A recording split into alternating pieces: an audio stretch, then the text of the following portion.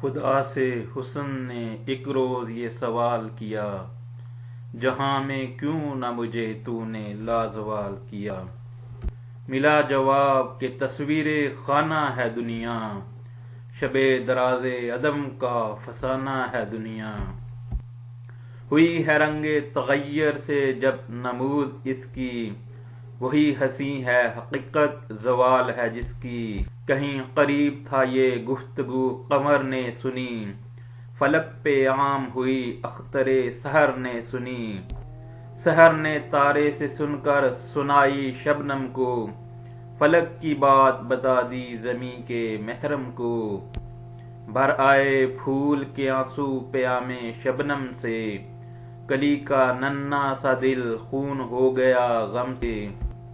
چمن سے روتا ہوا موسم بہار گیا، شباب سیر کو آیا تھا سوگوار گیا۔